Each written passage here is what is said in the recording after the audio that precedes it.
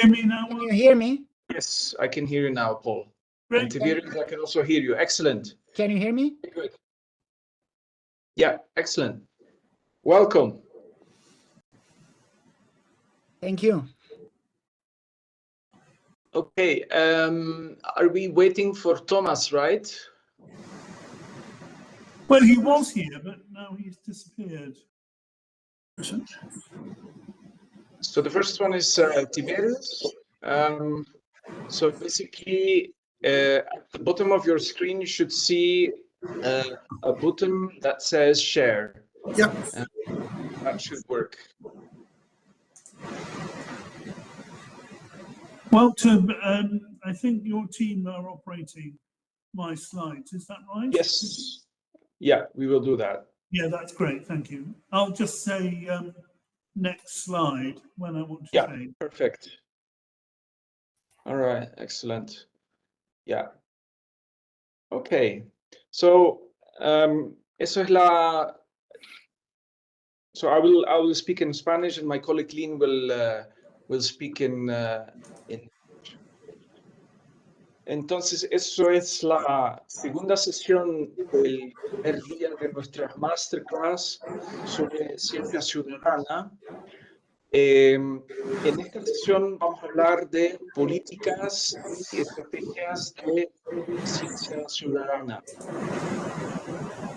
La primera presentación va a ser Tiberius, que va a hablar de estrategia y práctica, perspectivas claves sobre ciencia ciudadana, políticas e interferencias, el programa marco de investigación europeo, Origen Europa, la implementación de BISPOC en 5 universidades bálticas del proyecto LIBERs.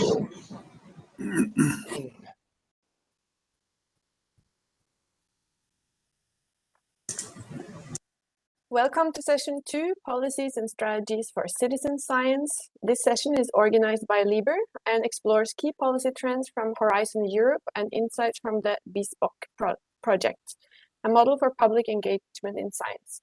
Our speakers will discuss how research libraries can support citizen science and drive institutional change. We are pleased to welcome Tiberius Ignat, Director of Scientific Knowledge Services, Paul Iris, Pro-Vice Provost, University College London, and Thomas Korsted, Deputy Library Director from the University of Southern Denmark. The floor is yours. Let me share my screen, colleagues, and please let me know if you see my slides. Sí, podemos ver tu pantalla. We see your screen. And do you also see me inside the slides? Yes, we do. Okay, perfect. So this is how it should be embedded in the slides. Then I have to put it in presentation mode. I hope you see it now in presentation mode. We do. Thank you, Tiberius. Okay. Good. And now you should still see me in the presentation mode, but not in the presenters mode. I hope so, yes? Yes, we do. Yeah, okay. So, hello everyone. Welcome to the second session, Citizen Science, Strategy, Policy, and How to Get Started. Volume is a bit low. My volume? Now it's better, yeah, okay. Okay, then I'll stay closer to the computer. As said and introduced by my colleagues, my name is Tiberius Ignat, and I'm the Director of SKS Knowledge Services. Here is some housekeeping. In this presentation, all ideas are man-made, while most images are AI-made, but some are not. You say you can see my presenter mode. So you see also my notes. Someone is writing in the chat that you. Yeah, we see your notes. So you see my notes. I should then exit the presentation mode, I guess.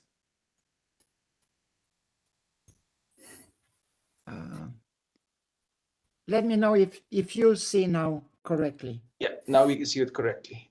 Okay, then let's start. Let's start. Oh, sorry, it's how do I? I'm not very used with this. Okay, let's start with the first thing, and I hope no glitches. Will be citizen science, strategy, and policy. So the first part. First, we should mention an important initiative from EXA. This is the European Citizen Science Association. They had it in 2015 to publish a list of principles, 10 in total, and guide any citizen science initiative this way. It is translated in 39 languages and still counted. This European vademecum, we can name it like this, became a global standard. We can only congratulate our colleagues from EXA for publishing these 10 principles.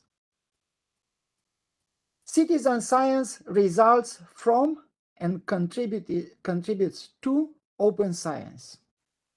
In line with this, in 2016, the League of European Research Universities, or LERU, outlined a strategic approach to support citizen science at universities. This involves, first, recognizing the value of citizen science and establishing a dedicated contact point within institutions. LERU emphasizes the need for clear criteria to guide citizen science projects, ensuring their contributions are valued and evaluated within research reputations. Lastly, funding proposals for these projects must include a commitment to long-term infrastructure and data repository support, sustaining their impact over time. The document is available on the LERU website, and it is, I should say, foundational for the European citizen science culture. Let's talk about designed advocacy. My colleagues in the session and I also contributed to growing the culture of citizen science at universities, particularly by positioning the research libraries as active supporters of citizen science. Not only did we write articles, but the ones that we display here, but we also founded two groups, one at LIBER, that is the European Research Libraries Association, and EXA, the association I mentioned before, to deal with citizen science in universities. I published a paper with Dr. Aris, also presenting in this call, in 2020. It got particular attention. In it, we envision how to embed open science principles for a long-lasting at European universities. In that paper, we first described the bespoke prototype for engaging the public in research activities, a framework that includes but is not limited to citizen science or participatory science, as I like to call it. With such papers, which were carried out in various workshops and supported by a strong dissemination effort, we continue to nurture a culture and the community of citizen science in Europe and beyond. And we encourage you, the same in the Latin America and Caribbean region, to create this design advocacy for citizen science. Let's move on the policy and funders part. In Horizon 2020 funding framework, we had a program called Science with and for Society, or SWOFS, which was instrumental in connecting science and society.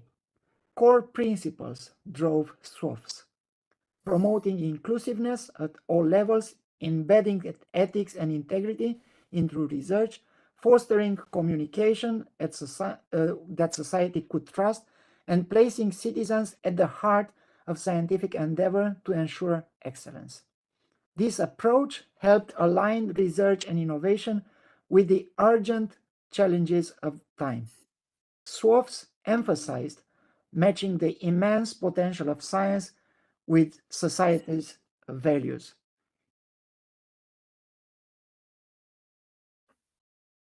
It is important to understand that SWOFs was addressing the aspirations that we had. While SWOFs is now ended, its legacy continues in the new framework called Horizon Europe. Horizon Europe seeks to strengthen efforts to unlock the vast potential citizens bring to science and ensure meaningful cooperation between scientific research and society, building on the foundation of the previous program and SWOFs. Indeed, the citizen science funder support continued in Horizon Europe, the current framework. With permissions from Margot Berenboom from NCP Flanders, I can share with you how citizen science is now supported. Although it no longer has its own program within the funding framework, citizen science remains a theme across all Horizon Europe program parts, especially under Cluster 6 and the EU missions. There are also dedicated calls for proposals and awards regarding promoting citizen science. I selected a number of important past calls for you, and you can retrieve updated information from the link provided in this slide. The most important conclusion is that citizen science remains a supported area of open science for the largest European research funder. National funders are also welcoming citizen science. Here is the example of the Netherlands, which is just now running a bid to develop a number of citizen science hubs across the country on the theme of citizen science and societal engagement within Dutch research organizations. And as you probably have noticed, we treat citizen science in Europe as part of a broad societal engagement between researchers and the everyday public. But let's remind ourselves about Heraclitus of Ephesus. No man ever steps in the same river twice, for it's not the same river, and he is not the same man. And he meant change. Nothing is permanent in the world except change. A new cycle begins for Europe and for the world. Open science thrived in a globalized world committed to collaboration on issues like climate change, space, and health. Those times are over. Now we witness the change. Our world is transforming under protectionism, restricted mobility, and manipulated communications. Unfortunately, the geopolitical agenda is pushing research and citizen science down the priority list. But we, here in Europe at least, are determined to continue our efforts in this area. In the latest mission letter from the President Ursula von der Leyen to Commissioner-designate Ekaterina Zaharyeva, we see a shift in focus for the new mandate. Unlike the past priorities, which emphasized open science, this new mandate strongly emphasizes something else: research security. The directive highlights the need to safeguard the EU's economic security while developing critical technologies and identifying strategic international partners. Notably, the letter underscores the importance of addressing EU dependencies in strategic sectors through secure cooperation and prioritizing research that aligns with the EU values. This shift reflects a broader focus on protecting European interests in an increasingly turbulent global landscape.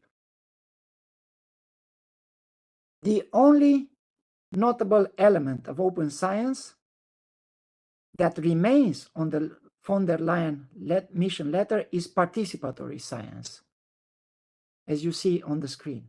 Particularly, the mission letter offers support for co-creating Europe's research priorities and envisions participatory science as a way to instill a true and lasting culture of participatory democracy in Europe. Here is a list of active citizen science opportunities in Horizon Europe Cluster 5, not 6, which is predominantly for citizen science, Cluster 5, which is climate, energy, and mobility, and Cluster 2, which is culture, creativity, and inclusive society, and also opportunities in the EU Single Market Program.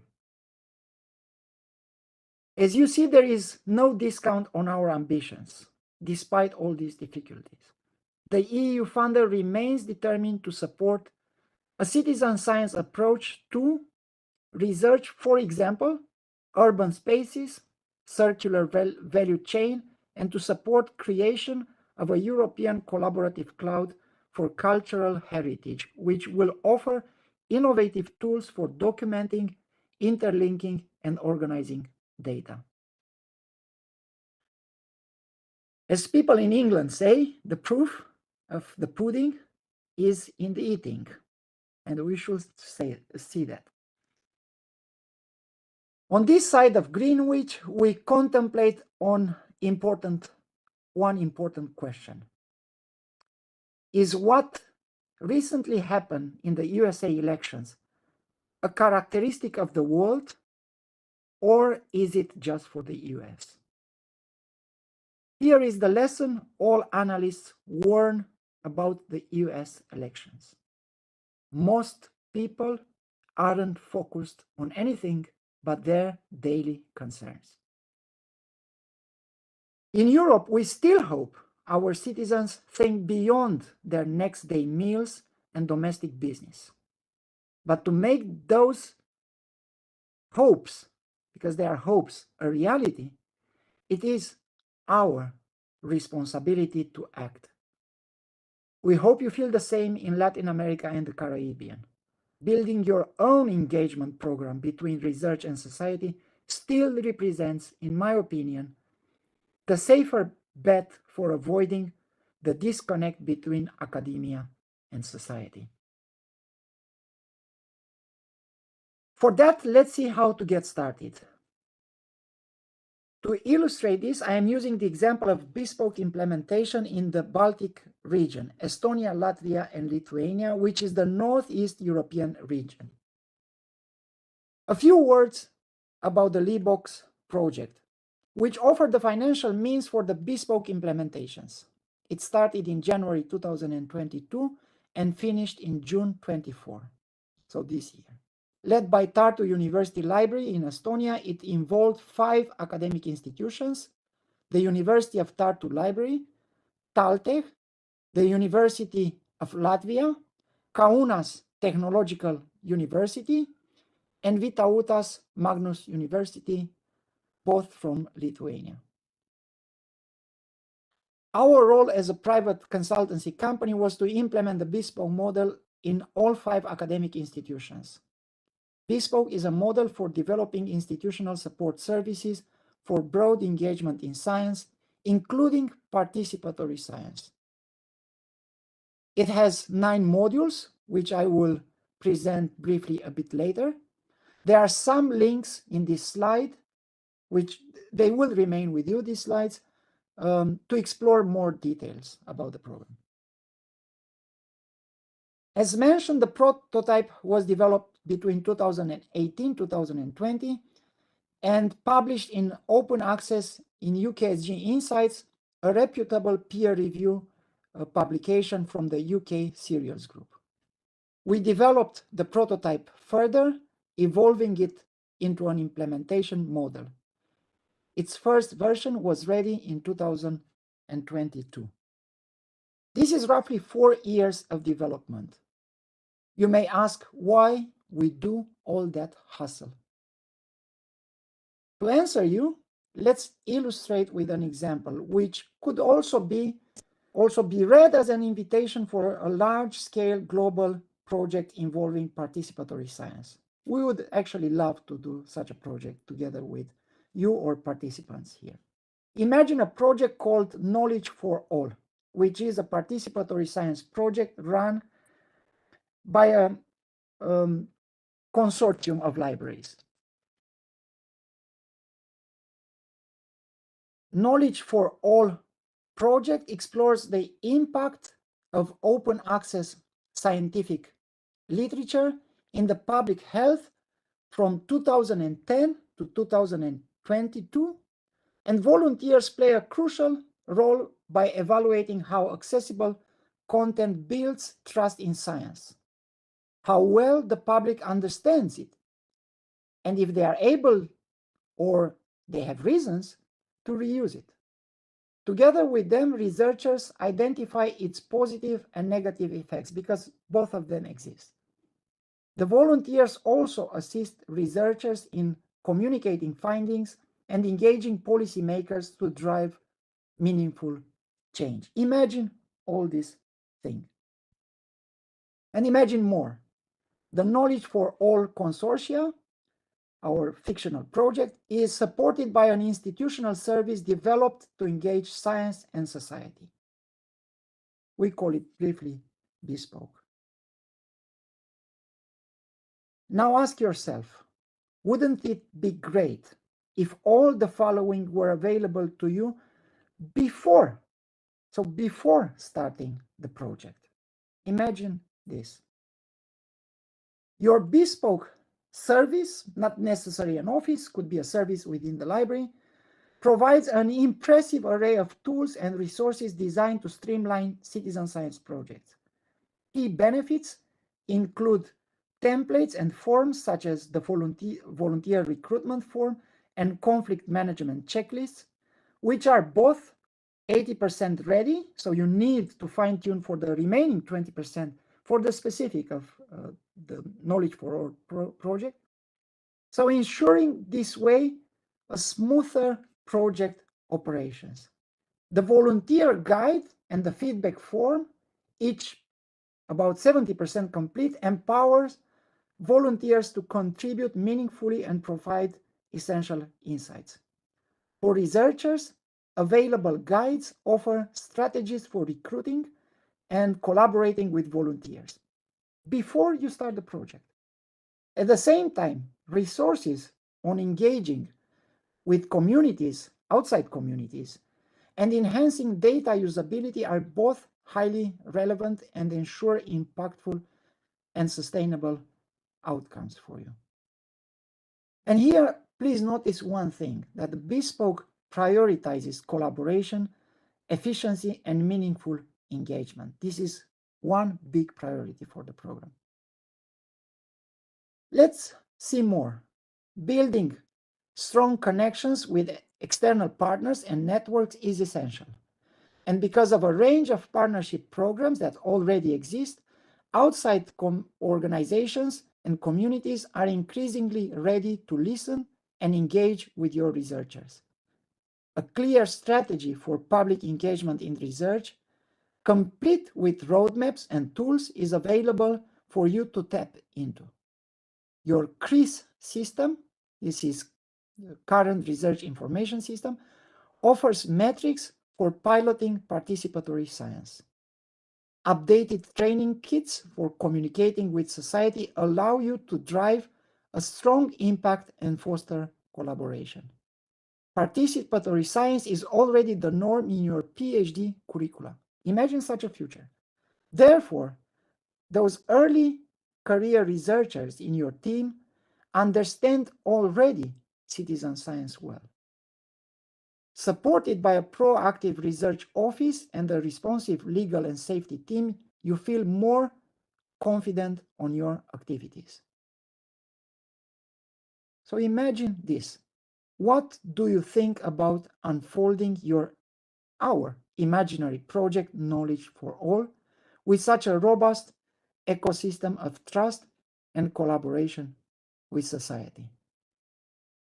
Well, dear colleagues, for such a future, we make all this hustle. Yes, we are a private company, but that doesn't mean we are a less responsible member of society. We are driven by one big mission: to make research a popular culture. This is our mission. Implementing Bespoke is our contribution for reaching that mission. Let's now go briefly through each of the Bespoke's modules. Policy and development plan. It doesn't have to be in this chronology when implemented. This module focuses on developing and periodically updating policies specific to citizen science, aiming to institutionalize these practices within academic settings. It ensures that effective communication and engagement of these policies across the institution, your institution. Activities portal. Acting as a central hub, the Activities portal facilitates the transformation of policies into actionable projects and campaigns. It supports project engagement, dissemination, and collaboration, serving as a vital resources for citizen science endeavors. Partnership frameworks, another module. Bespoke emphasizes establishing collaborative relationships with various stakeholders, outlining this partnership structure, roles, responsibilities, and objectives. This framework enhances the impact of citizen science both in academia and in broader society. Another module, templates for citizen science projects. This resource provides essential, almost ready-to-use resources for initiating and executing citizen science projects. It includes consent forms, data collection sheets, safety protocols, ethical compliance tools, effective communication templates, and more. And here is a spoiler alert. At SKS, we also want to enable a community-driven bespoke repository to start sharing such templates between organizations around the globe. Specific citizen science communication. This module addresses the unique challenges of communicating complex research to non-professionals. It promotes accessibility, engagement, and two-way communication, fostering transparency and adherence to open science principles. Because communication between researchers and society should be both ways. We should communicate to society and we should listen to society. Research Management and Administration Connector. This connector integrates citizen science activities with existing research management systems and offices, facilitating efficient workflows, policy integration, and enhanced support for citizen science projects within your organization. Gateway to Society. It empowers citizens to contribute to shaping research priorities and ensuring research findings inform policymaking. Strengthen the connection between research activities and decision-making processes. This module fits very well, I should say, with President von der Leyen's mission letter to Commissioner Zaharyeva. And we implemented this gateway to the 5 Baltic universities before the mission letter had been launched. Legal and Safety Office Connector is the second connector in the model, in the bespoke model. It ensures legal and safety compliance in citizen science projects, facilitates understanding and responses to legal and safety matters, and safeguards participants, researchers, and the institutions. Last but not least, Communities Builder, focused on cultivating sustainable communities around citizen science projects.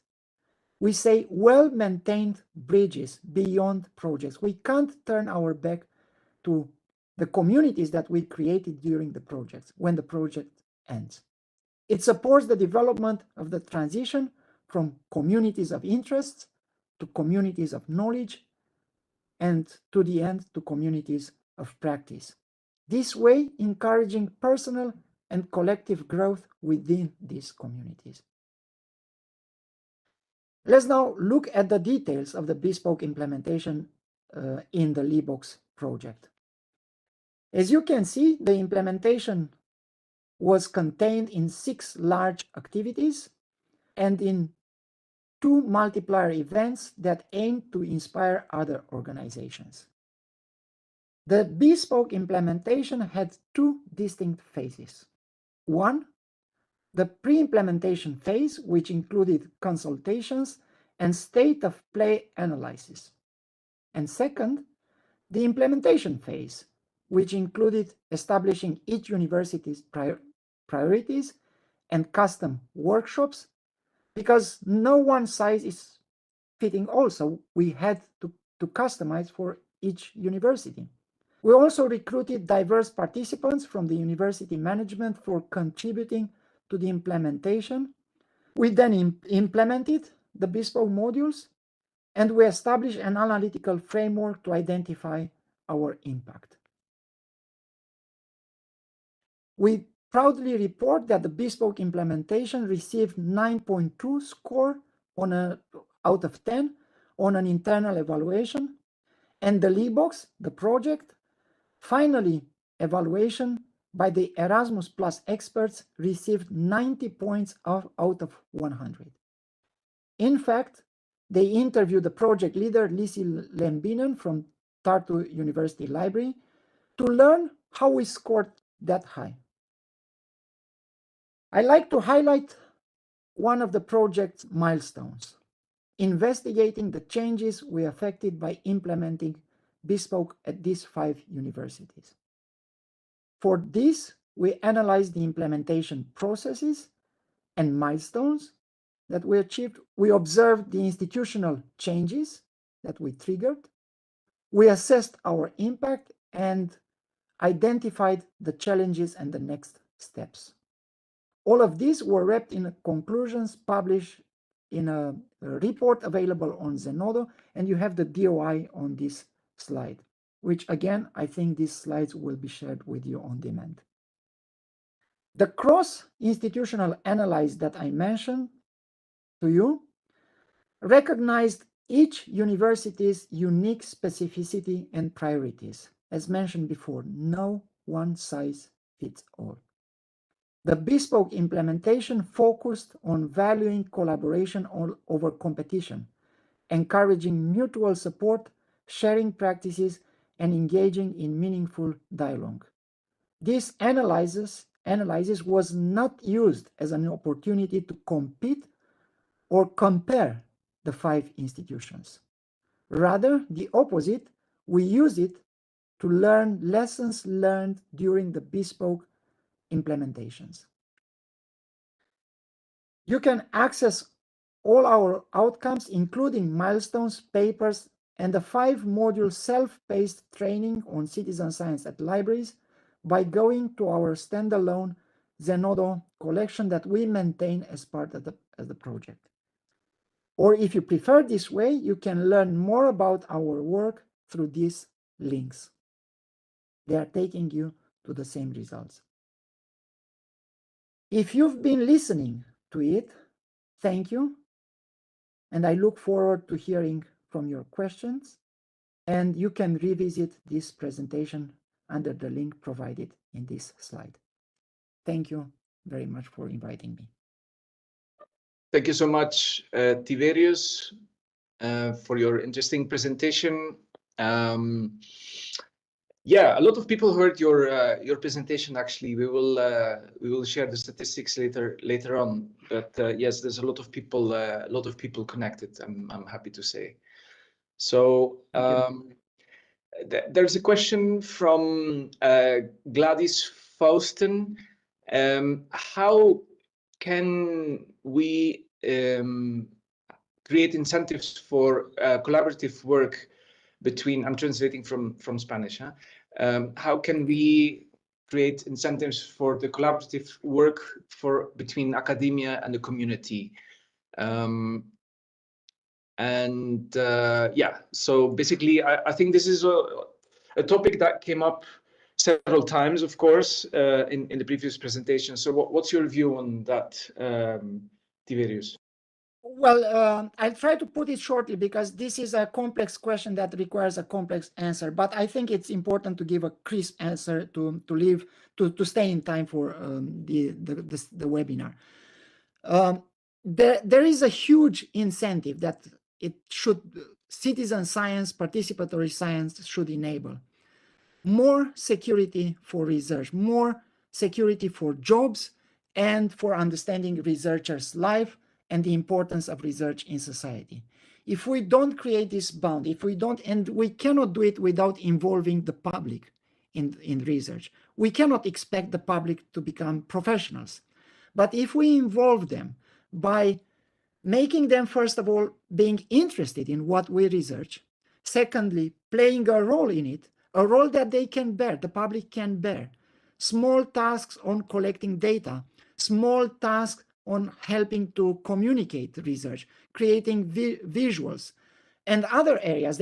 There are people in the public that can participate in analyzing data, and so on and so forth. This is how we connect with society, by involving society in our work, and then society will support us differently than they are doing, I should say now, because citizen science is in its nascent times.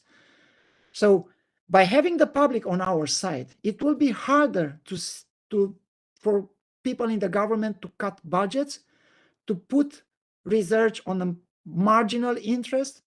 We will have a stronger support. We will be able to tap in other horizons, like, for example, crowdsourcing for our efforts.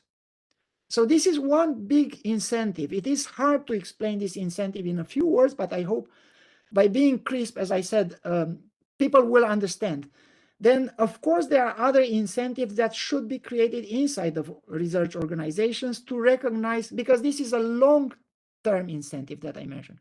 But in order to incentivize researchers to include such engagement with society, should be a policy within the institution to appreciate researchers when they engage with the public.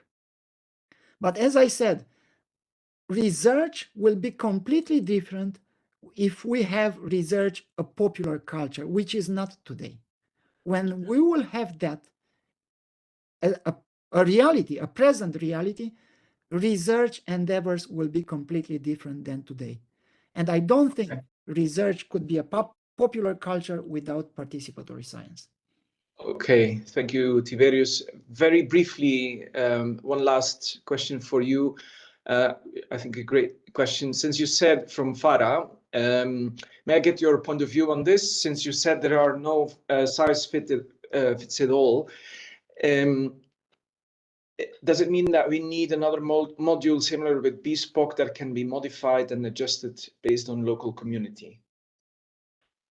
I don't know if someone else is coming. This is our contribution. We accept it's not going to be the only one in the world, and there will be people trying to create similar models. There are in European universities different initiatives. We are strong on our module. We developed. We didn't receive any sort of financing or something like this. As I said, we had customers that paid for it.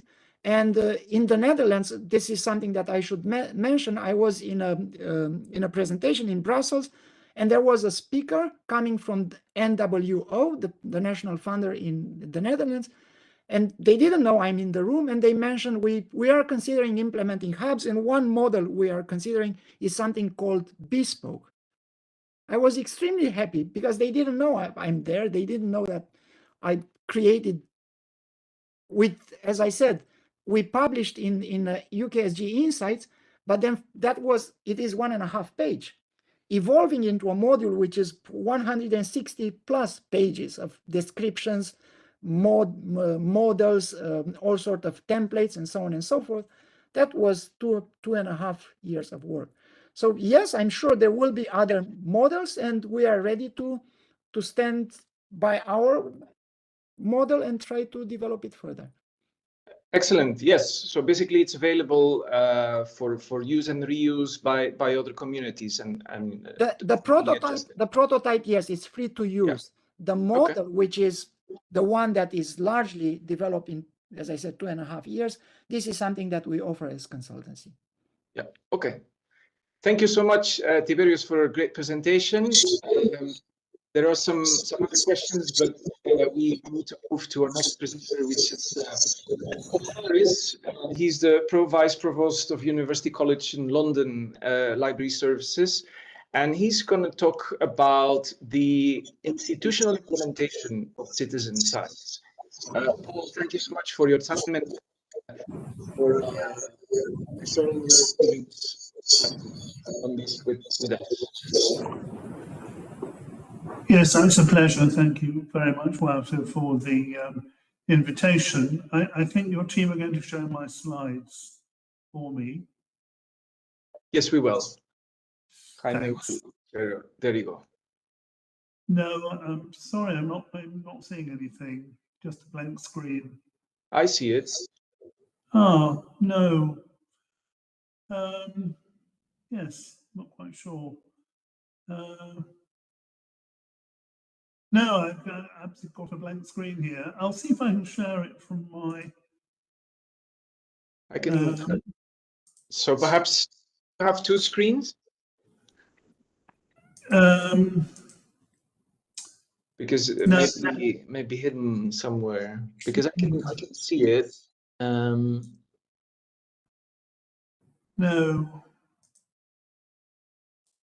I don't think...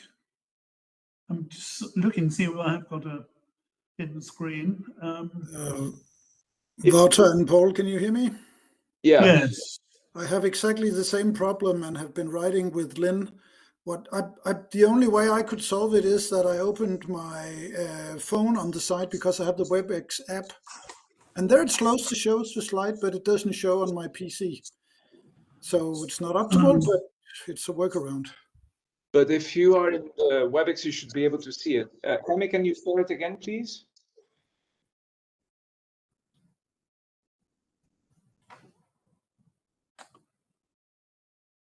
There you go. No, can you put it in full screen? I'm sorry, I'm not seeing anything. Are you? Do you have the WebEx open? Well, I'm using the web browser for WebEx because we don't use WebEx here in UCL.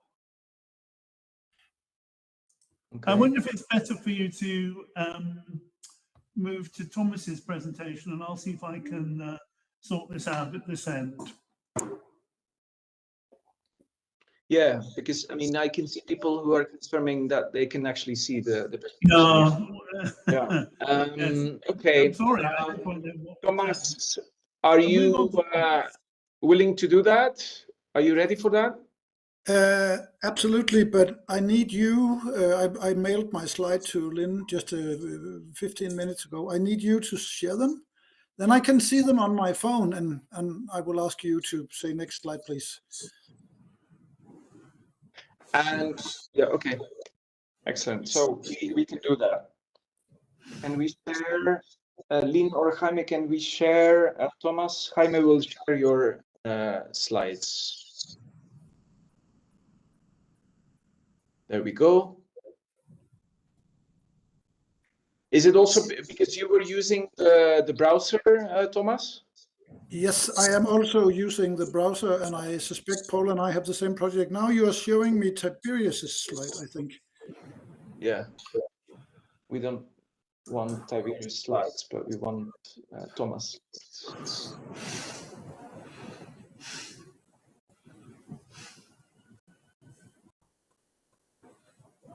Give us a few seconds, please. Sure.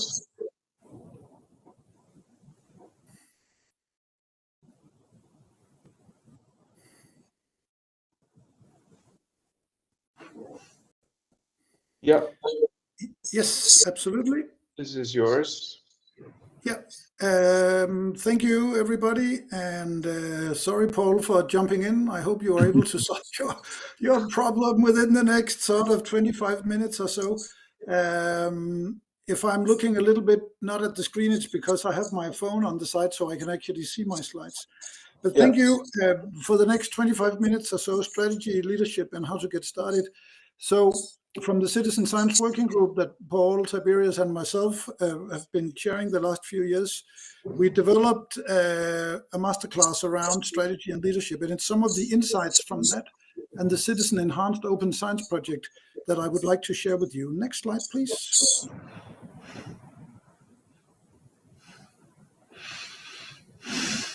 Yes, it's a bit about me briefly. I am a member of the LIBER board and have been working within citizen science also at SDU. And I think what is important here is that the Citizen Science Center that I run is actually based in the library and is a partnership, and that will be a major part of my presentation. Next slide, please. So a little bit recapping a few things from this morning's session and also from Tiberius. Why citizen science and what is it? And then quickly dig into strategy leadership approaches and really also how to get started. So next slide, please. So what is citizen science? Next slide, please. So I think it's important that we remind ourselves that citizen science is an umbrella term of citizen science. And we did a masterclass with Paul Eris's good colleague from UCL, Muki Hackley, which is a world-renowned professor in citizen science. And we got a question from a library director that says, I want the exact definition for citizen science. And Muki looked at this very good question and said, I'm not going to give you that because it's very important that we, within the citizen science community, see citizen science as inclusive, which is why I think this is a slide from Muki Hackley, a broad term as possible for involving citizens, either in crowdsourcing as basic interpreters, participatory science, or perhaps extreme citizen science. And at SDU, and I think also at LIBER with Paul and Tiberius, we have the most broad and inclusive term in order for make things happening and not having sort of discussions all the time. So exactly what is it that we are doing? Next slide, please. But it is important that when we survey the citizen science field, and this is a slide that I have stolen from Christina Kloppenburg and her PhD, if you look at citizen science and the levels of engagement, it's very important to stress that everybody thinks everybody else is doing extreme citizen science. So everybody must be doing something unique and deep and co-designed, and exactly the opposite is the case. So what this slide shows is that 50% of citizen science that could be surveyed in 2018 worldwide was actually some sort of crowdsourcing. 25% were some sort of participatory science, and only a few things were actually sort of the more in-depth citizen science. So please think of citizen science as a broad term, and please think of it as everything from contributing, as Tiberius said, a little tiny snippet of data to involving communities in deep engagement and co-design. Next, please. So I think it's important also, why are we doing this?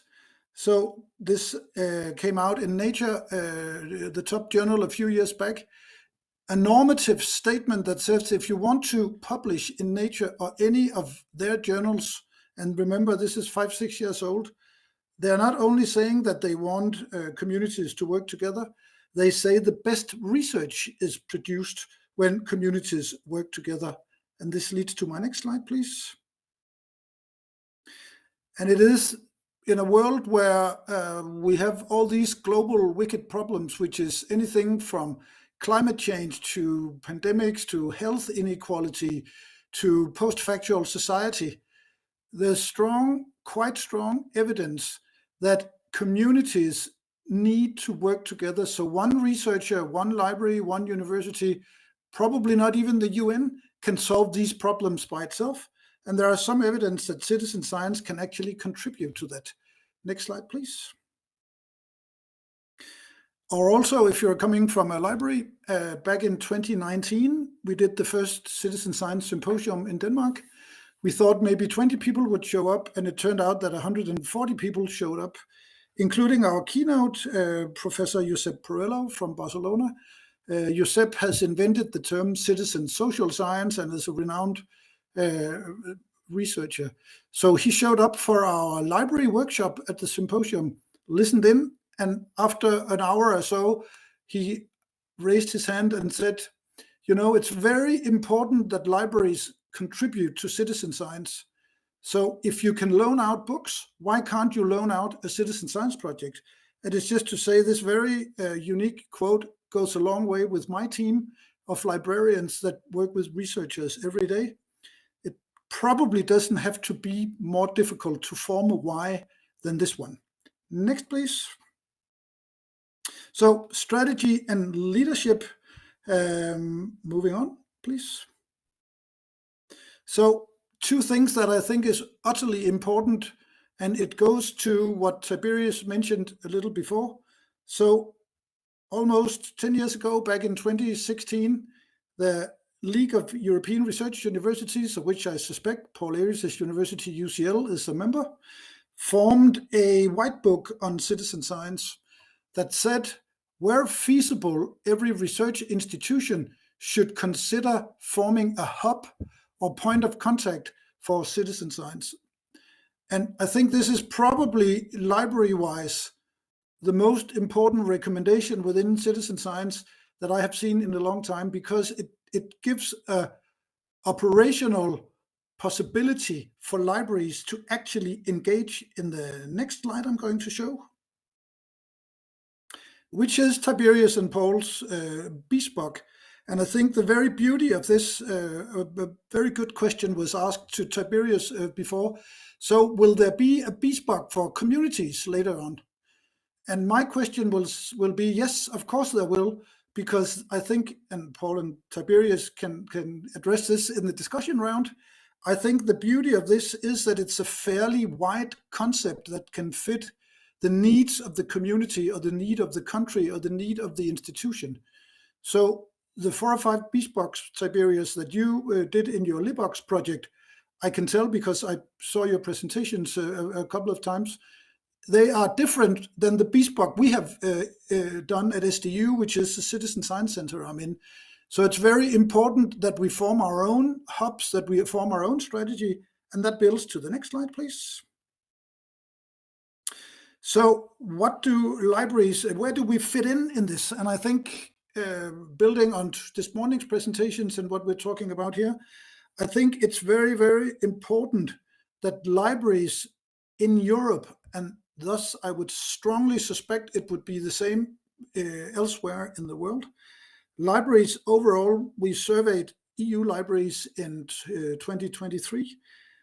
The overall trend is that libraries know what citizen science is, acknowledge that it can contribute to some of the things I've mentioned before, but there are all kinds of questions and doubts and maybe even confusion surrounding citizen science. So is it sound data? Can it be excellent research?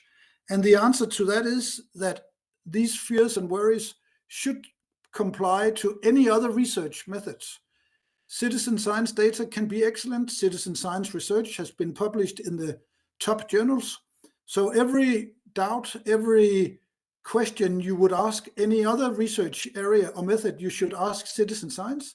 But citizen science have proven over the last 30 years that it can actually deliver towards that. And also, I think we were very pleased that libraries in Europe actually felt they had a place in this. Next slide, please. But again, libraries also in Europe are only getting started. And while we are happy to report that the working group Paul originally founded with Tiberius and myself are currently standing at, I think, 36 or 37 members, I think we should also acknowledge that the LIBER research library communities are probably 440 libraries. So it probably goes to, when we surveyed them, that 23% of libraries in Europe are beginning to experiment with citizen science, while only 8% considers it a core service. And I think an important point here before we dig into strategy is that citizen science is a movement that is going on, maybe even a global movement. And the only thing I would say is that if libraries do not grasp this agenda, other people at universities will. So this morning I was in a group meeting on a research application with good colleagues from all over Europe. I was the only one from a library there. The other ones had formed hubs within the last 2 years, but were not from libraries. So you could say that libraries are sort of missing the train or missing out on an opportunity, but I could also argue that libraries have a strong interest, which is the masterclass also is a part of. Next slide, please. There's some very good news here, I think, for everybody, because based on the literature, also the article by Paul and Tiberius back in 2020 that formed the Bespoke project, but also we did quite an extensive review of who does citizen science, what sort of skills do they report, what do they teach of citizen science. So there are 14 skills, 15 skills maybe, that could be considered being core of citizen science. And please don't be discouraged of the red labeling in this here, because it absolutely, and that goes to the next slide, please. It absolutely goes to show that research libraries from the staff and the skills we already have are probably the most expertly group to support citizen science.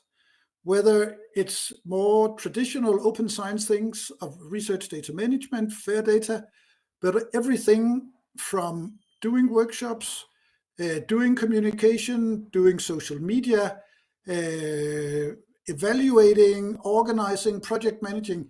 These are things that we as libraries are already doing. So there's no need to totally transform our libraries and put everybody on some sort of course.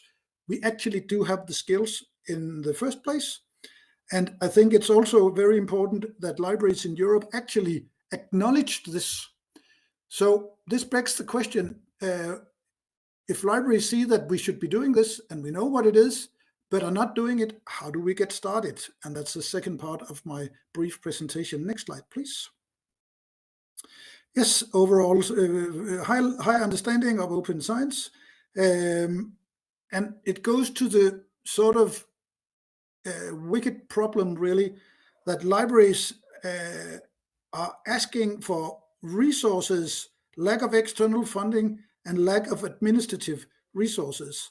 While if you commit to citizen science, at least the case in Europe, chances are you will actually be able to get more resources for your library. Next slide, please. Yes, approaches to implementation. Next slide.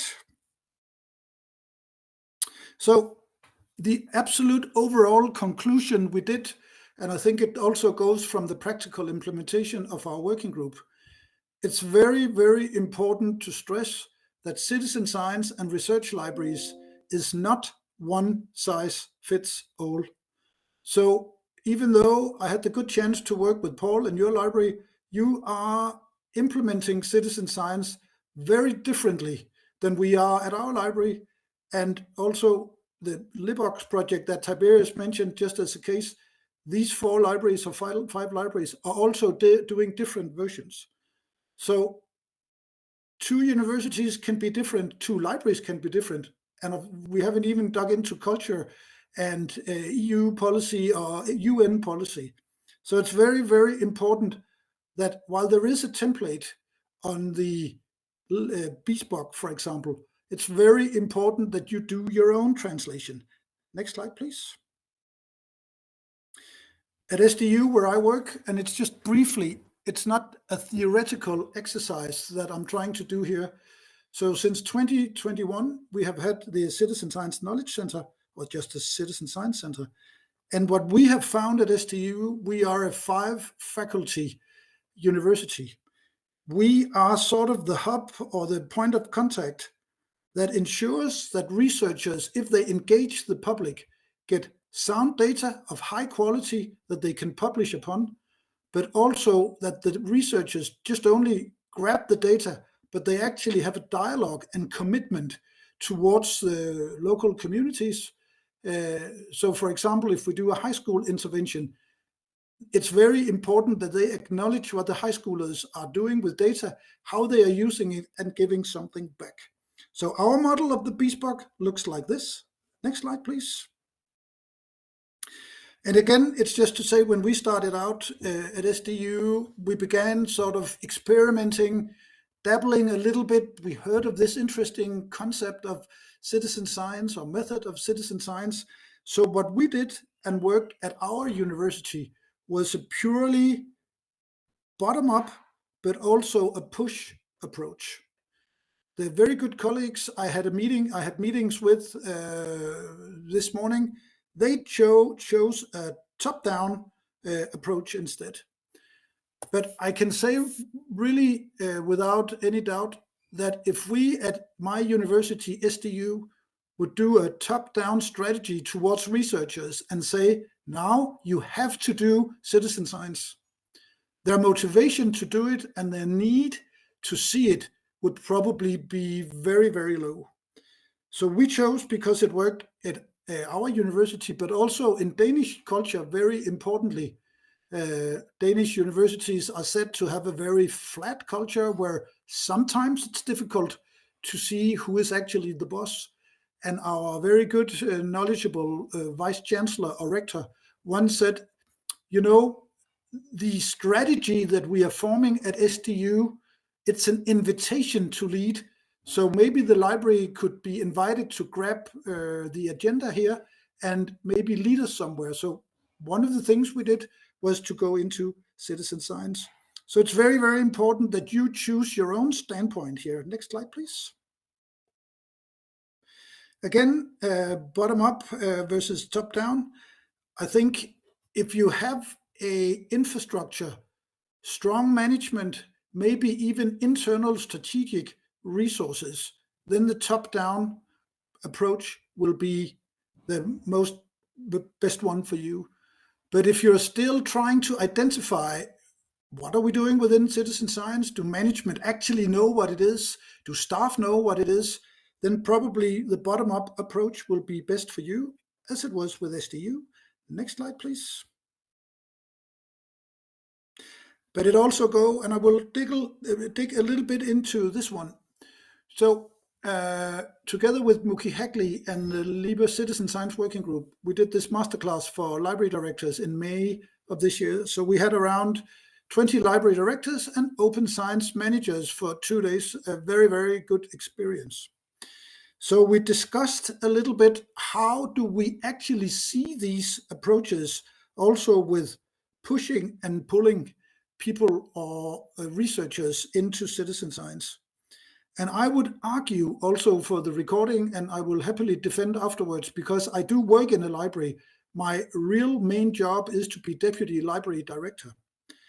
I would say that at least traditionally in Denmark, and maybe also in Europe, libraries were more demand-driven, meaning we will happily do something, but you have to ask us.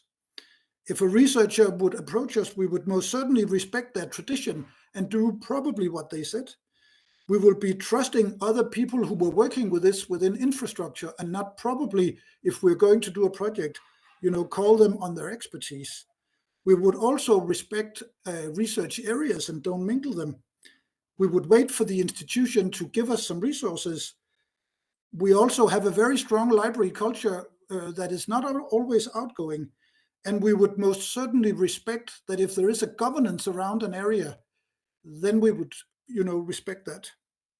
My argument will be that if you are in a more open, maybe bottom-up experimental university, then the push factors will probably work better for you. And they are more taken from innovation or project design, or even co-design or some citizen science project, meaning that it's probably a good idea to investigate how we can do this. We already know that libraries have the skills to do that. We already know that libraries know what it is and feel it's important. So it's very important, at least from my perspective and in my library, that we needed to push this agenda towards researchers and others. And we were successful in that. several years down the road, we have done over 40 projects. Happy to report that we just got a major grant for one of our researchers in a Danish-German project within high schools just 2 days ago. So for us, it's working, but it depends on the profile of your library and university and the tradition you're in. Next slide, please. So how do you kickstart citizen science in my library? And this is some practical means, and I am beginning to be at the end of my presentation. So I sincerely hope for Paul that you have solved your problem with sharing your slides. Next slide, please. So what we did at SDU was we had a foundation of absolutely nothing. We had a blank canvas, and for us, the approach that we have, and it would probably also work if top-level management said, we want to be a third mission university, we want to be a UN SDG goals university, and there is a push from upper-level management. Mapping what goes on at your university within co-design, engagement with society is probably a good idea. So the only reason I put this slide in is that this is probably, I think, 14 or 16 translations of what citizen science can be. I think probably half of them are something we do at SDU. So when we do teaching at our medical faculty of PhD students, if they want to call it patient-public involvement and include areas for citizen science for health, it's absolutely fine with us. We don't insist that the course is citizen science. And I think hearing Muki Hackley stressing that it's more important to engage than be very, very strict on terms. I think mapping and finding out what goes on, but also being a bit inclusive with the terms, having the discussions with researchers is very, very important in my book. Next slide, please. So you could also say, and I think when we did a recruitment in our library of staff, I was asked, Thomas, why should I work at the Citizen Science Center? And why should we do citizen science in the library? And for us, it was quite simple because our library made a strategy on the UN SDGs. The UN SDGs were our strategy. So it was quite easy, at least for upper level management, to understand why we were doing it. But we also needed to have the discussion internally in the library. And it's just to say that we already had some services that could be utilized. We could also gain more funding. And I think it's very important that we also feel that citizen science promotes our library very much. Libraries sometimes tend to be overlooked. But again, this is just some ideas from my slides. You'd be happy to have them afterwards. Please ask yourself, why are you doing it? It's not the same answer that I'm giving. Next slide, please. And again, very, very importantly, who are you going to work with? So each year, my very good library director, Bertil Dortch, comes down to our office and looks at the mayhem that's going on. And then he asks us, okay, so who have you been working with this last year? So once a while, we sit down and then we map all our projects to who were we actually working with. And these are people outside of the university. So we don't count the researchers or the grant support office or communication office or whatnot at the university. So we count every school, every repair shop, every NGO, every media company. And it's just to say that every time we do a project, we use this simple little template that we made. We use it for our PhD students. It's made out of 3 EU projects that found out how they were utilizing stakeholders. So we used this one over time. And last year, I'm happy to report that we were engaging with over 200 external partners at our area. And I think I'm coming to my last slides as I have 2 minutes left. And importantly, I mentioned the skills. So these are some of the things. It fits into the bespoke model, but again, you need to find your own translation. Libraries can do and should be doing, if we are into this, advocacy. It's something we're still doing 7-8 years down the road, but we are able to have people that are already doing these things.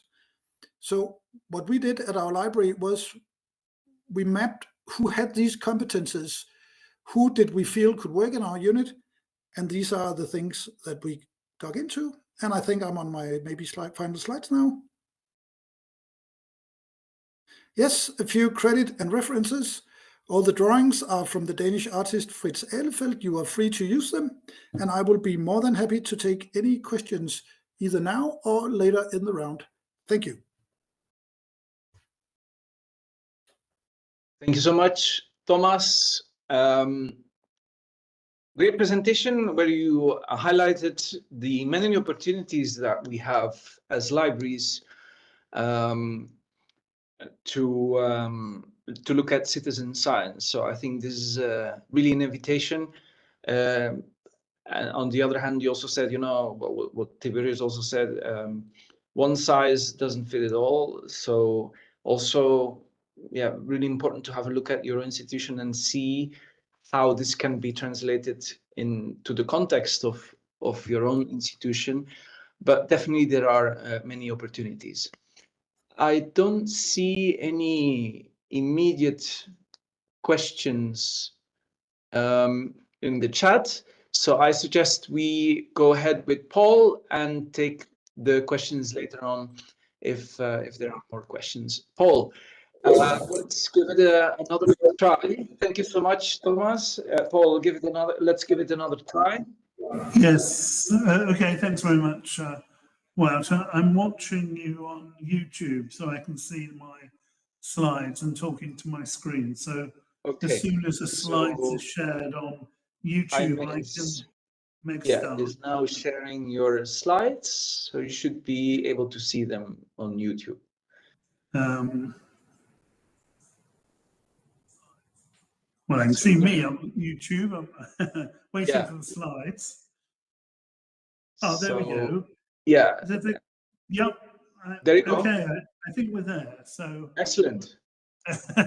Many apologies. Sorry for the technical issue. Yeah, many apologies for the technology not holding up. I'm not quite sure why WebEx in browser mode doesn't work, but clearly in Europe it doesn't. But thank you very much for the opportunity to come and talk. Today I want to talk about institutional strategy and how you align open science with your institution's objectives so that you can convince senior managers that citizen science is for you. So next slide, please.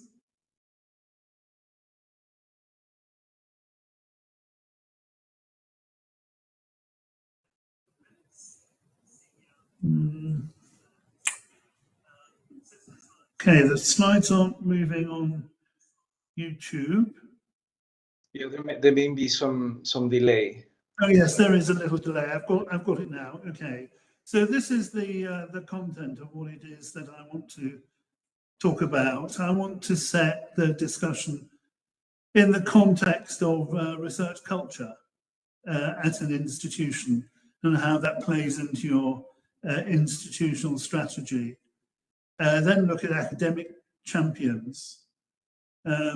Identify some incentives why people should adopt citizen science as a mode of working.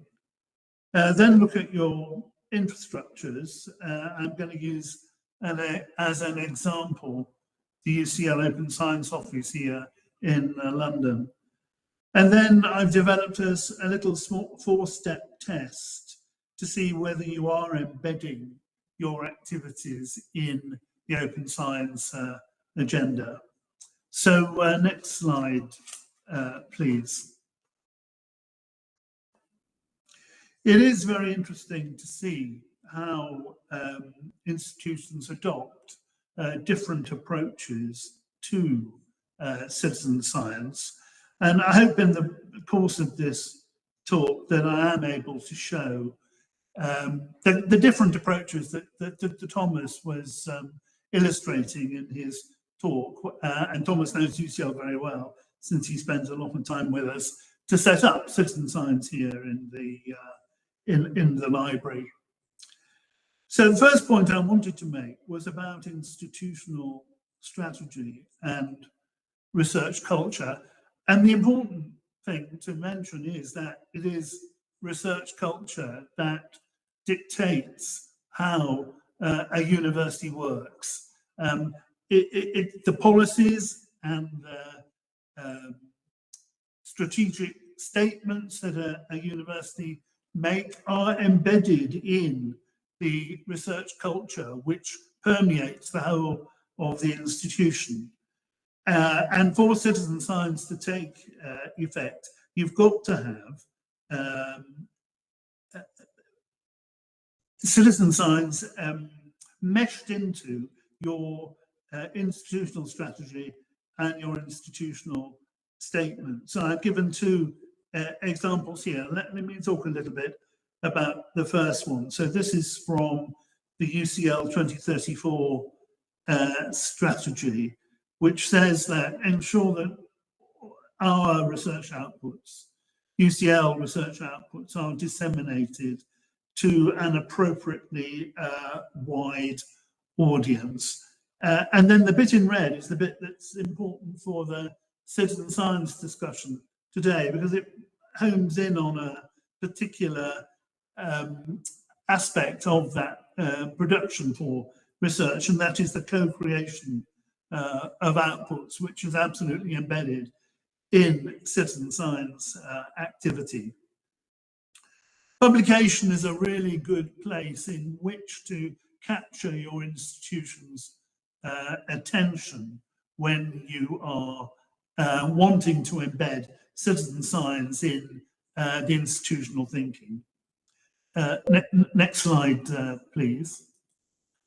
And certainly in UCL, in Latin America, and in China today with Open Books Hong Kong, which has recently been launched by colleagues in Hong Kong, we're seeing how open science is a global movement, and each of those pillars of open science, of which citizen science is one, each of those are being introduced into the discussion around how an institution develops its research culture to deliver open science solutions.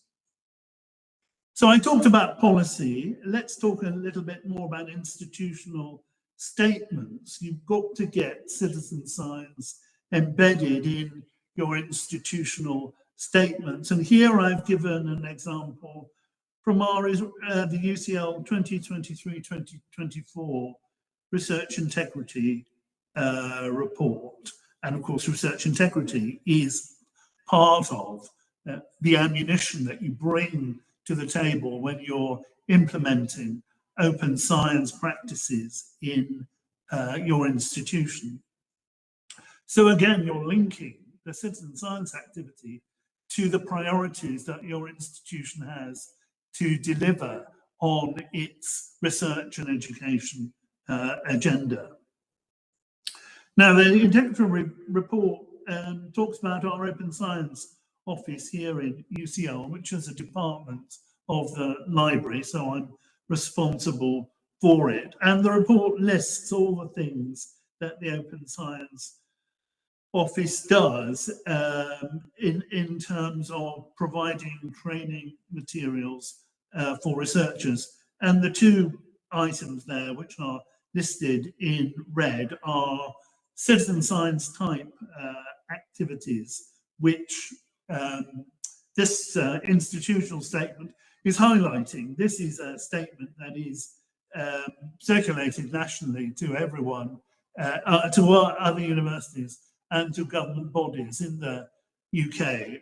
So again, we've managed to get citizen science embedded in this high level, highly visible institutional statement as a norm for activity. Could we have the next slide, please? So with policy and with institutional statements, we've got two ways in which the institution is acknowledging and recognizing that citizen science is part of the research culture that we are trying to embed in UCL. The way you get to academic departments, the way you are able to advocate for citizen science, cooperative science activities is through academic champions. The library on its own won't be able to do that because we're not necessarily working alongside the academic in every department. So the way we do it here in UCL is to work with academic champions, and this is our foremost academic champion here in UCL, Professor Muki Hackley in the Department of Geography, and he is co-director of the Extreme Citizen Science group in UCL. And Muki is the person that I always turn to when I'm looking to shape policy statements or institutional statements for university committees to make sure that the way they're phrased and the priorities that are identified in that work fit in with what is the citizen science understanding and the understanding of its role and its impact here in UCL. Next slide, please. Muki's group, Extreme Citizen Science, is making the researcher the focus of the member of the public, the citizen scientist, the focus of activity. So it's not so much that the professional researcher is leading the research and the member of the public, the citizen scientist, is a data collector. It's actually the other way around, where in extreme citizen science, it is the citizen scientists themselves who are leading the research in many aspects. That's why it's called extreme citizen science. One of the ways to get students, early career researchers involved in citizen science is to identify incentives. And here in UCL, we've set up the UCL Open Science Awards. They're a series of prizes, financially modest sums of money, but the award scheme is run by the Open Science Office here in the library. And this year, which is the second year that we have been running the scheme, we had over 50 applications from around the university, and these 6 colleagues here, who are pictures at the top of the screen, are the award winners in 2024 in 5 categories of activity that we advertised as targets for the awards. Next slide, please. And you'll see on the left-hand side of the slide that advocating for open science and community building was one of the categories in which we invited applications, and there was an award in that area. And this year, we were able to award one of the prizes to an undergraduate. So doing their first degree here in UCL, and that's the first time that we've had an undergraduate apply for the Citizen Science Award, indeed for any kind of open science award. So brilliant development that the undergraduate curriculum, the taught student curriculum, is being touched by open science and citizen science practice.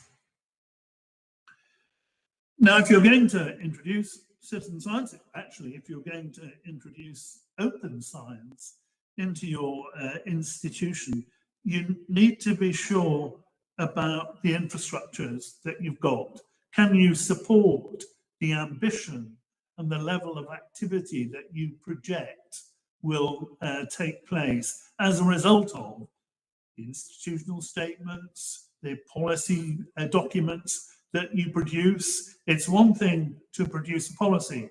It's quite another thing to implement it in practice. And in UCL, in my university here. That's quite an important consideration, because we are the largest university in the UK in terms of numbers. We have over 50,000 students, so scale is definitely an issue whenever you're introducing a change. And our infrastructure for supporting citizen science is the UCL Open Science Office. We have a member of staff, a colleague, who works full-time coordinating citizen science activity across the institution and working with other academic departments who have themselves citizen science activity going on. And the bullet points in red on the slide show the type of activity that the office is involved with in citizen science.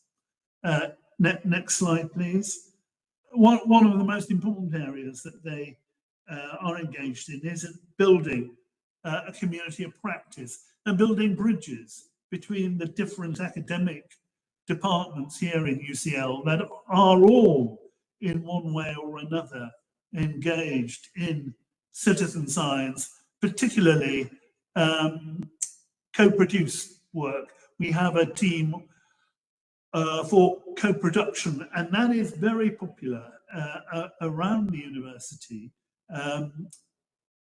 as a way of opening up new approaches to doing research using collaborative techniques and collaborative methods.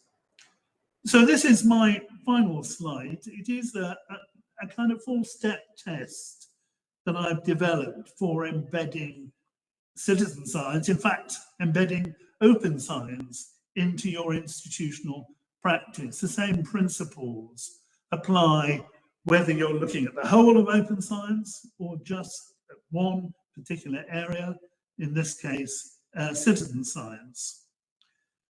The 4 points are here, they're listed in the bullets. Align what you're doing and what you want to do with institutional strategies and statements.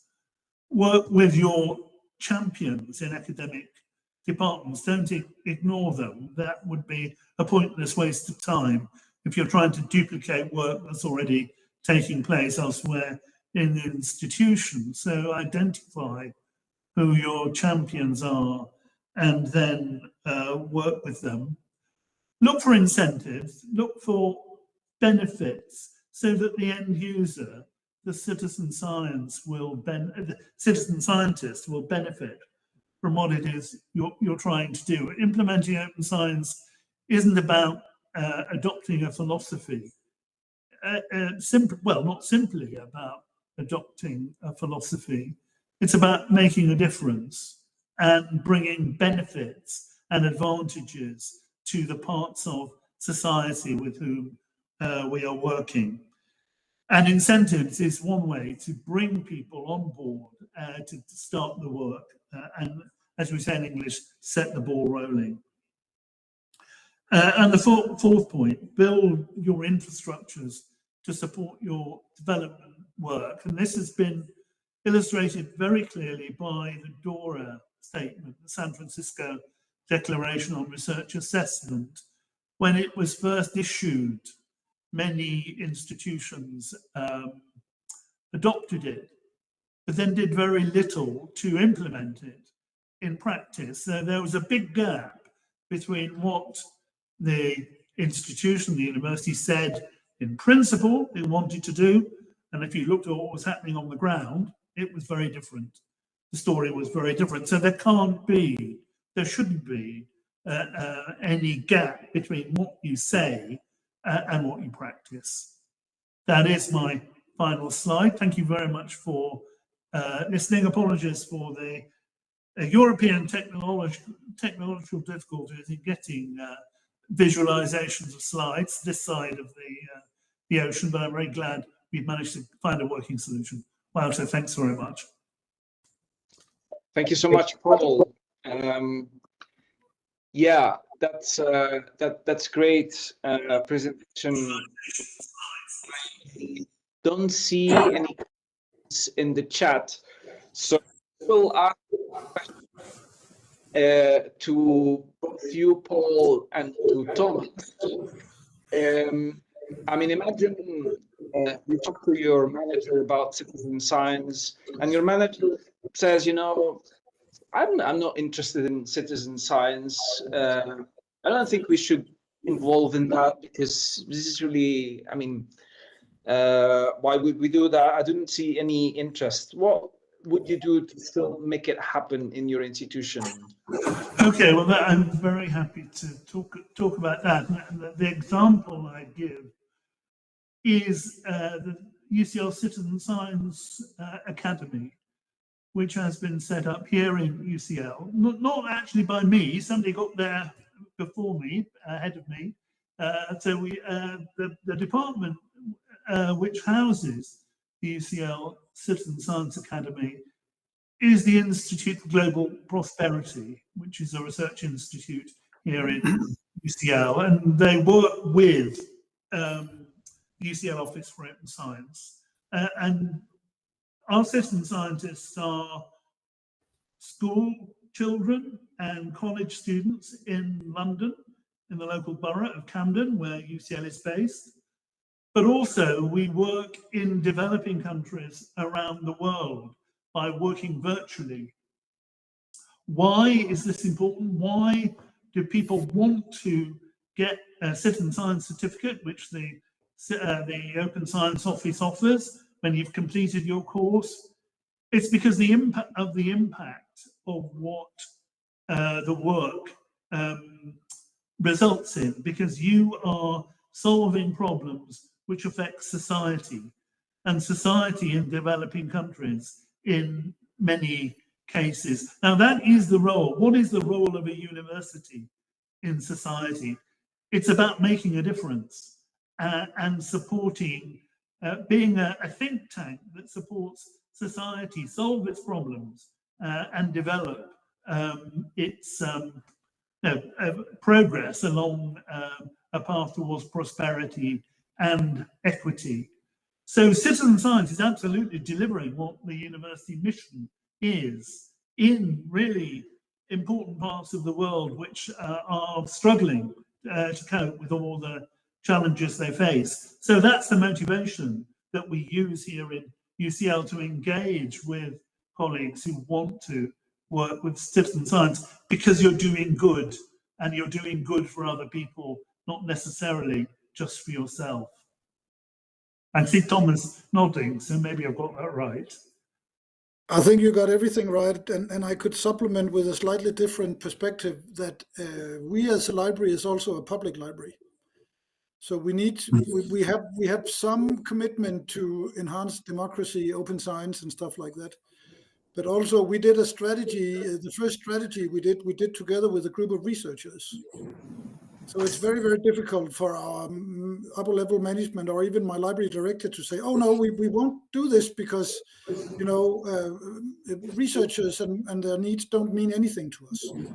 So building internal alliances is important, but also I think in Europe, EU, and also for Danish grants foundations, the last 2-3 years, I think everybody has acknowledged that if you want to apply for funding in these places, you need to show some sort of societal impact. And citizen science can contribute to that. So there are a number of wise or probable answers, depending on who you meet, besides the answer that Paul is suggesting. Right, thank you so much. And then I suggest we move to our final discussion, which will be a bit less than half an hour. And I see Valeria there. Audrey is also there, so that's great. Please, Audrey, if you can, please turn on your camera. And so great to see you all. This luxury. And whoever wants to enter into the discussion, please go ahead. Things we earlier patient and citizens' participation in citizen science projects. So my question is it possible to do citizen science without researchers or without citizens? And what's the ideal balance in citizen science projects? Who wants to start? Tiberius. Paul, I think he. Or... Well, no, I think you got your hand up slightly before me, Tiberius, so you go in first. Okay, thank you, Paul. Citizen science or participatory science, it is supposed to have both of them, researchers and citizens or non-trained researchers, everyday people. So it can't be without. If you have only researchers, that's more conservative approach to research where you have your own group, your lab or whatever. So that's clear. I won't insist on that. If you want to have only citizens without any guidance from scientists, that sounds to me like I did my own research. And that I did my own research, I can hear from my sister, from my mother, from my neighbor, and that's not research. Yes, of course, that's, I mean, you are looking on Google, you are looking on YouTube, you do your own research. That's not research. You are searching for something. You are making some observations, and without a methodology and without knowing how to eliminate confounding factors, for example, without having the ethics to make sure that you are not invasive to the species that you think you monitor or something, you are not on the right position to perform research. So it doesn't exist. But what is important, to say is that citizen science, participatory science has two objectives. One is the research objectives. I'm answering to your scale, what is the proportion? The research objective is, for example, to obtain a larger geographical coverage, to obtain, for example, more samples, more observations, to maintain a research project over a longer span, like 60 years. The lab is no longer in 60 years there. But if you set the whole thing and generations of researchers in your lab are taking it over, you can have a span, a data set that spans 60, 70 years. And that was, for example, a data set that UK used when they signed the Tokyo Protocol, the precursor of Paris Protocol. So that are the research objectives. On the same time, and the similar importance are the educational objectives. As a research group, you have to be responsible for offering back something, and the best is education for those involved. So by doing science with you, they learn and they multiply learnings. That's my answer. Thank you, Tiberius. Paul, we cannot hear you. You're on mute. Oh, sorry about that. I must have muted myself. Yeah, well, thanks for the opportunity to come back on that. I'd say a little bit more about Professor Hackley's extreme citizen science model, because it is a really exciting way in which the lay citizen, the citizen scientist, is really trained to take control of the research that the group is performing.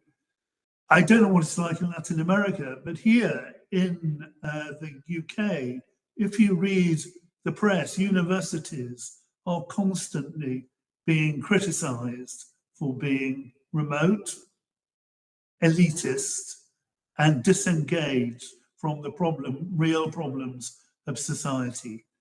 None of that is true, but if you read the broadsheets, particularly the right-wing newspapers, that's the message that you read all the time.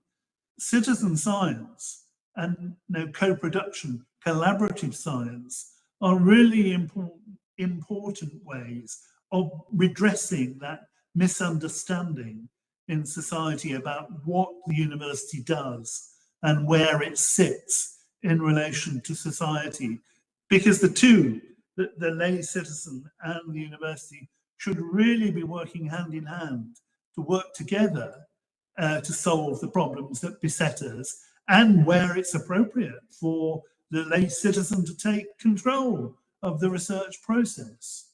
Now, that's a very different culture from the traditional research culture, where we've in the past have professionalized research and said, well, only if you're qualified, professionally qualified as a scientist, can you do research, and will we listen to what it is you're saying? So my answer to that is, well, look at Charles Darwin. Charles Darwin was not a university professor. He was a layman. Yes, he'd been to university, but he didn't have a university post, and he did all his work on the origin of species on his own, in his own time. So you could call him a citizen scientist. And that's the importance of citizen science in the 21st century, in my view. Thank you, Paul. Great. Perhaps, Audrey, you want to add something to that? Because I saw you nodding, and then Valeria. Yes, I would like to say that I agree totally with Tiberius. I think that there is no way citizen science could be done without, at least in part, a participation of a researcher, because it is science, and not all citizens are Charles Darwin. Sorry. So I think we need it. Of course, the level of participation of researchers and citizens would depend on the type of project, but it is in the definition of citizen science, participation of both parts. So yes, I tend to agree with Tiberius. Okay, thank you, Audrey. Valeria. Thank you, Walter. And of course, I do agree that we need scientists and citizens to have citizen science. But I would like just to add to Tiberius' objectives of citizen science an additional one, which is Paul somehow said that to build a more collaborative, cohesive society, in order to make decisions with greater information and public participation. And therefore, I think citizen science is truly a key component of strengthening the democracy in our countries. And having said that, I think it's very clever to build citizen science as part of the SDGs implementation strategies of the universities and libraries and academic research centers, because one of the most important messages that we got from the SDGs and the Agenda 2030 is that no one actor by itself can really truly implement or deal with the issues and problems that we are facing as a society, and therefore we need to work in a more collaborative way with all of stakeholders. So I think in that context, universities and academic sector must work with the public at large.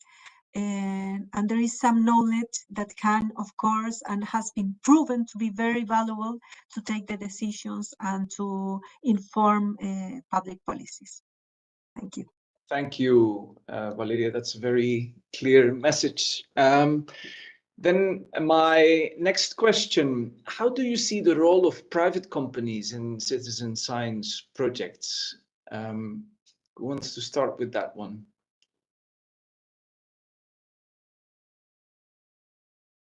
Thomas, go ahead.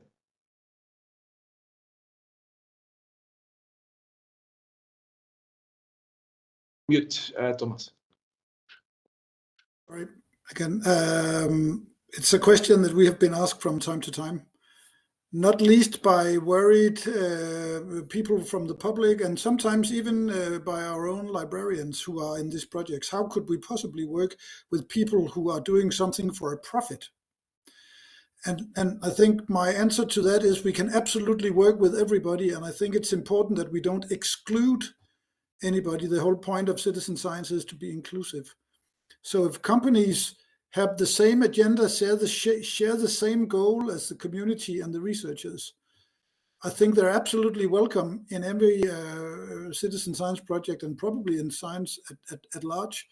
And to be honest, a lot of companies are driving innovation on a sustainable agenda.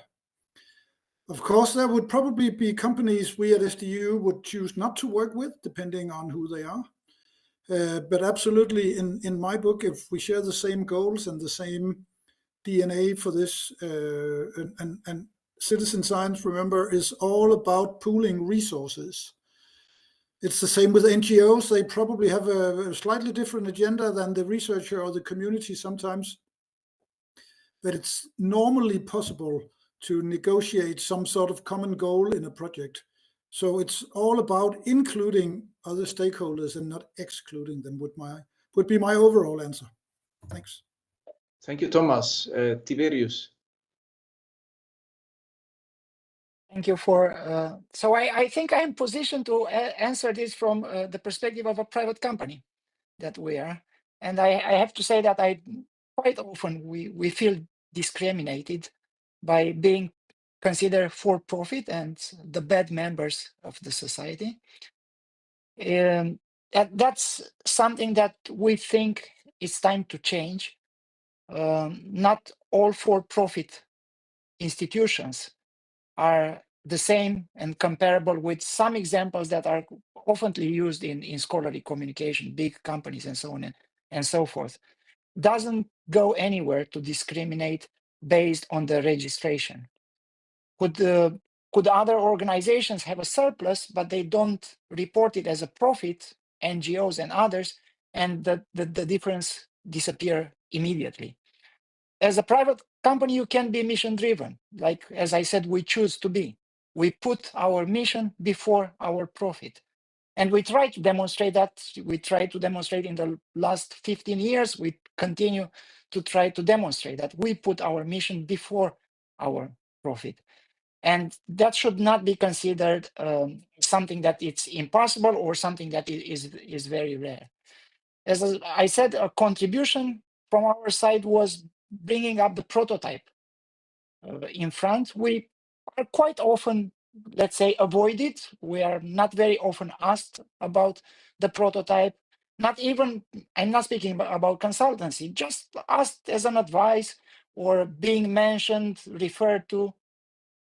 That's the thing of a society, to decide on which directions a society wants to go. Without private contributions, a society cannot develop, and that's clear for the whole world, including for the most left-leaned society like in China, for example. They still have a strong private component. I'd leave it for the academics to discuss the role of private institutions, but if I'm looking to the European framework program, cooperation, public-private partnerships, cooperation with private companies are highly encouraged, at the same time highly ignored. I don't know why, but that's how I see it. All right. Anybody else who wants to add some comments to that? Perhaps only saying that any citizen science project should accomplish the 10 principles. And one of them is the ethical issues and the legal issues and the sharing data, etc., etc., etc. So that's the only thing I can add. Yeah, absolutely. I think that's yeah, that's an important point. All right. Then this is probably going to be my last question, and it's a bit more specific about libraries.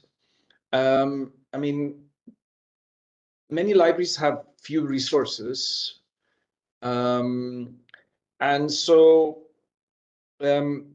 there's a big agenda we have there, which is we have to do data management which is kind of a new paradigm in the institution for a lot of institutions still, both in Europe, I think, and in Latin America. There's also this open science, which is a big umbrella that covers a lot of things, including citizen science. How do we manage all this? It is a huge agenda. I mean, because this is all great opportunities, and of course, I mean, I think we all feel that we have to do that. We have to do citizen science. We have to do open science. We have to properly implement research data management in the institution. But with very few resources, we will have to make choices. And how can we tackle all these things? Who wants to start there? Well, I'll start if that's all right. Yeah, okay. So yeah, I see open science as an opportunity and not as a threat. So if it's an opportunity, it means that when you're looking at your budget allocations now across the service, you will want to prioritize things that are most important for the institution's mission and things that deliver the most benefit to your users. So the way we've introduced open science here in my university and in the library is a mixture of routes for funding. In some areas, not in citizen science, but in some areas we did get new funding for the introduction of open science activities. And I'm thinking particularly now of UCL Press, which is the UK's first fully open access university press. That was funded with new money from the university's research budget. But the work that we do in citizen science, it isn't new funding. It's we did undertook a modest restructuring of the library organisation to stop doing things which were no longer required or could be done more efficiently in another way, and release staff and resource that we were able to put into the open science office. And particularly, I think that covers how we managed to embrace citizen science, because you can go to the university and ask for more money. There will be a time when it says no, so you won't always get everything you ask for. So you have to show that you're able to redesignate existing resource where that's possible and the service doesn't suffer in order to do new things. And that goes down really well at an institutional level. But I'm looking at Thomas now and see what the University of Southern Denmark has done to fund his fantastic range of citizen science activities.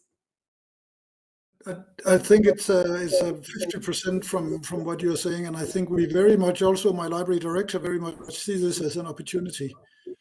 And I think it's important that going into that, I think when I started out 15 years ago in the library, 80% of our budget went into printed books and 20% went into e-resources.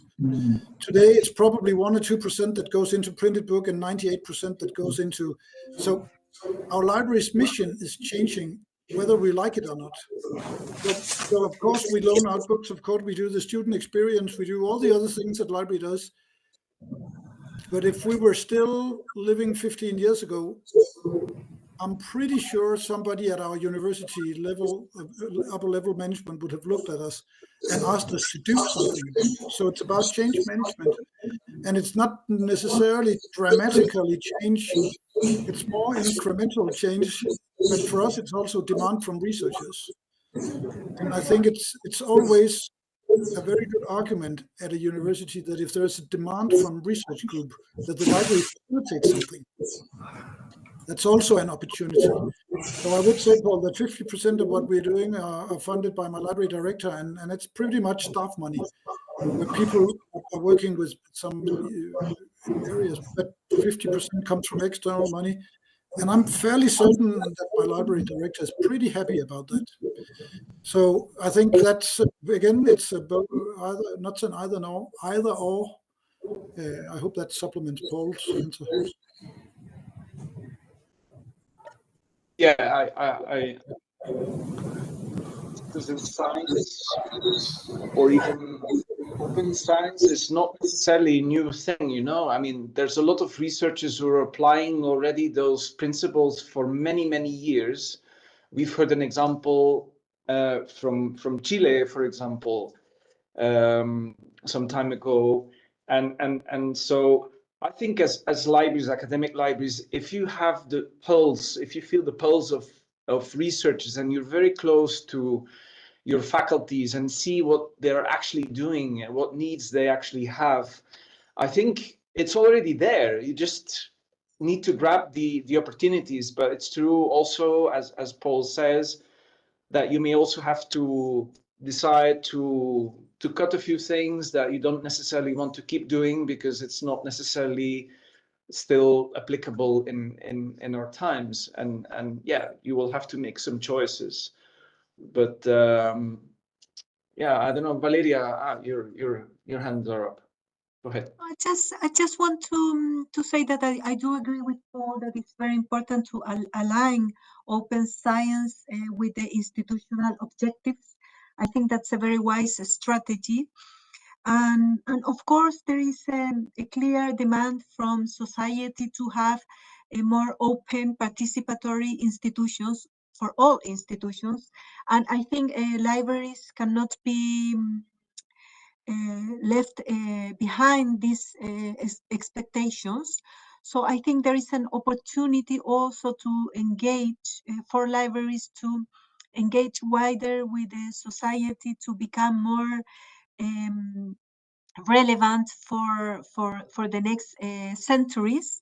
And if they get into the open science and of course citizen science as well. So I think those are part of the future strategies of institutional engagement with society.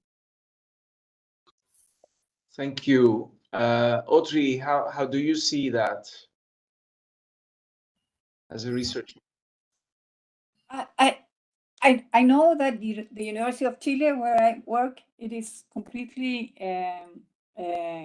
going toward open science and citizen science and whatever, but I don't have any example of a library including this type of research or whatever. And I think they don't have a budget for that, and they don't have time for this. So it would be kind of difficult to move forward in this case. But I think it would be great. Yes.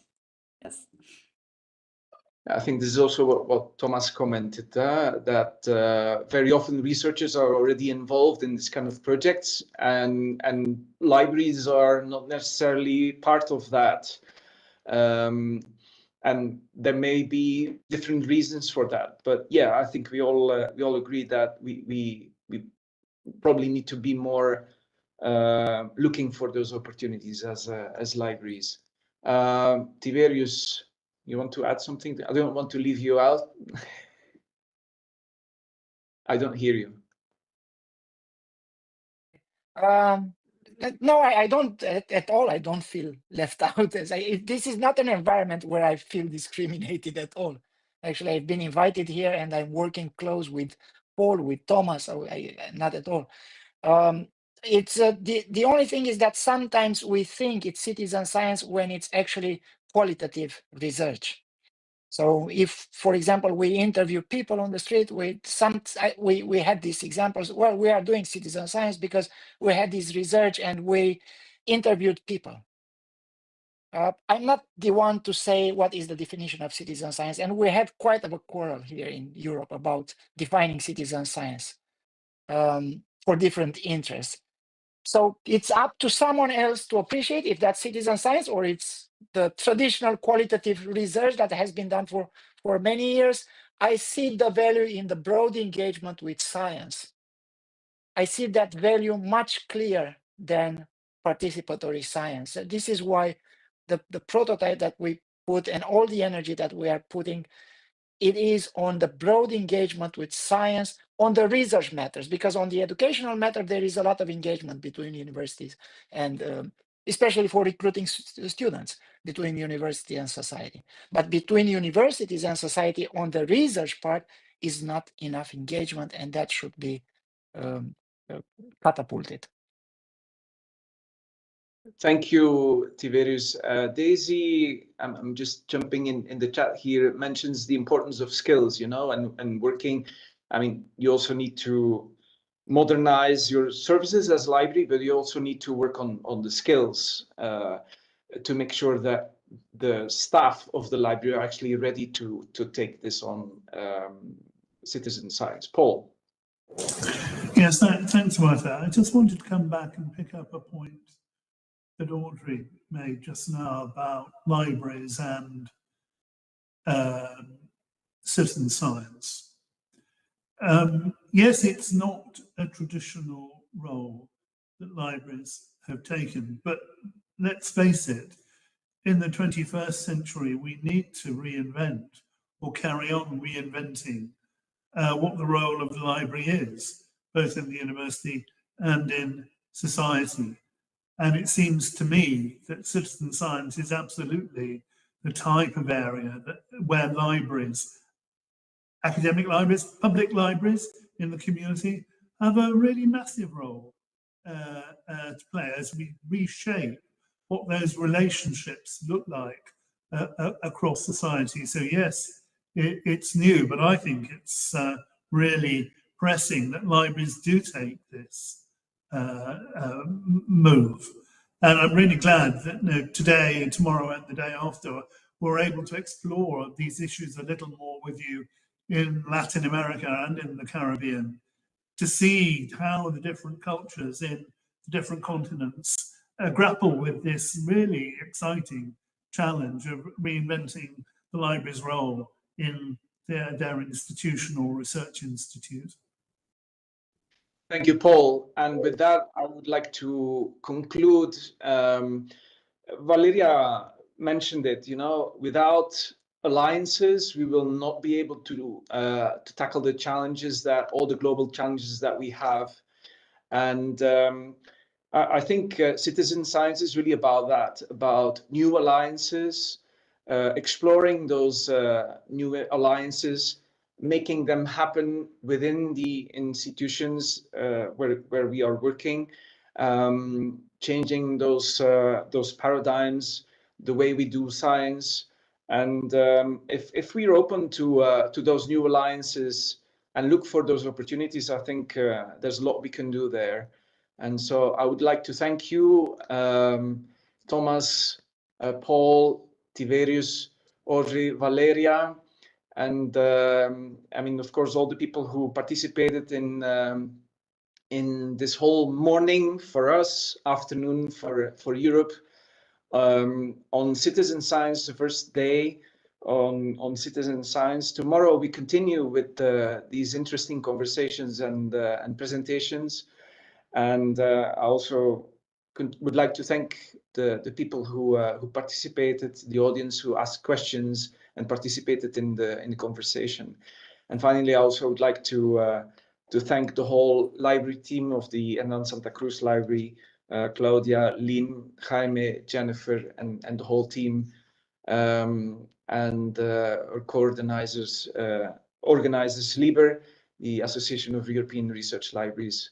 Thank you so much. Tomorrow we continue the same hour, so be there. And as you know, people who participate in all the sessions will receive a certificate for this masterclass on citizen science, 3 days masterclass. Thank you so much for your enthusiasm, for opening our eyes for those opportunities that we all have. And thank you so much for your generosity and time. And we see you tomorrow then. Bye-bye. Thank you. Bye-bye. Bye-bye.